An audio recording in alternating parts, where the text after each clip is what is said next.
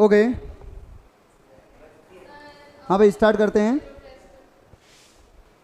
Exercise अपना chapter चल रहा था 8, चैप्टर 8 एक्सरसाइज 8.2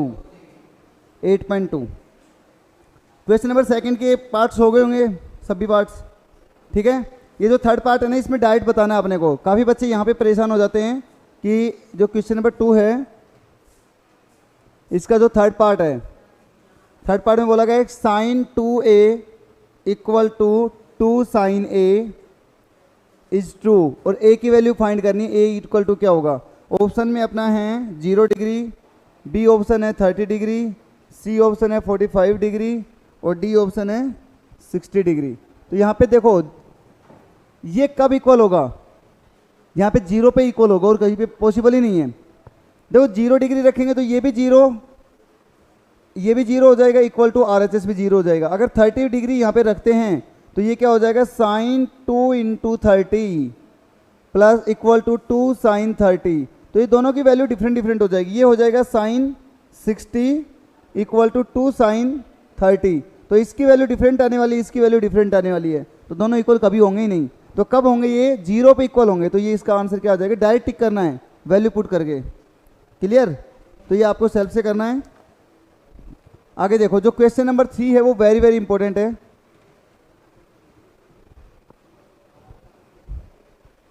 क्वेश्चन नंबर जो 3 है वो वेरी इंपॉर्टेंट, कि if tan a plus b equal to √3 and tan a minus b equal to 1/√3, और अपने को फाइंड आउट करना है a and b। Find a and b, अपने को a and b find out करना है। और ये क्राइटेरिया दे रखा है a और b की वैल्यू किसके बीच में? 0 और 90 के बीच में आएगी, ठीक है। तो यहाँ पे देखो, पहले इसकी बात कर रहे हैं हम। tan a plus b equal to, इसको हम लिख सकते हैं tan √3 को क्या लिख सकते हैं? tan की वैल्यू में क्या है? √3। बताओ भाई, tan 60, अरे यस या नो? tan 60 की वैल्यू होती है ना √3। तो अपने को देखो यहाँ पे क्या मिल गया? tan से tan कैंसिल आउट हो गए, तो a plus b equal to 60 degree. Clear? अब इसको सोल्व करेंगे तो ये क्या हो गया कि tan a minus b equal to 1/√3 जे tan 30। तो tan 30, tan से tan कैंसिल आउट, तो a minus b equal to 30 degree. तो इक्वेशन 1 एंड इक्वेशन 2, कोई भी मेथड लगा दो, दोनों का एडिशन कर दिया। a plus b equal to 60 और a minus b equal to 30। हमने ये इक्वेशन इसके नीचे रख दी, दोनों कैंसिल आउट हो गए। ये कितने हो गए? 2a, a 2a हो गया, तो 2a इक्वल टू 90। तो a इक्वल टू 45। a की वैल्यू अपनी क्या आ गई? 45 डिग्री आ गई। अब a की वैल्यू किसी भी इक्वेशन में पुट कर दो, तो यहाँ पे पुट करेंगे, पुटिंग द वैल्यू ऑफ किस में करें? फर्स्ट में कर देते हैं, value of a in equation 1। Equation 1 में हम पुट करेंगे, तो यहाँ पे देखो 45 प्लस b इक्वल टू 60। ये 45 इस साइड ट्रांसफ़र होगा, ये 45 इस साइड ट्रांसफ़र होगा, तो ये क्या हो जाएगा? माइनस में। तो 60 माइनस 45, तो क्या आ गया? 15 डिग्री। तो ये दोनों अपने आंसर हो गए। क्लियर हुआ या नहीं हुआ?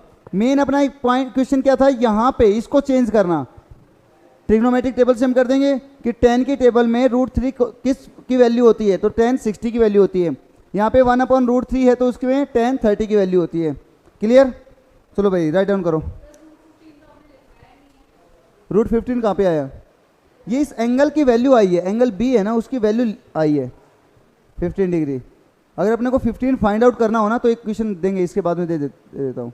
चलो, नहीं ऐसा नहीं। देखो, अगर अपने को मान लो पूछ लिया जाए कि tan 15 की वैल्यू क्या होगी, find the value of tan 15। समझ रहे एक बार? अच्छा क्वेश्चन आ रहा है।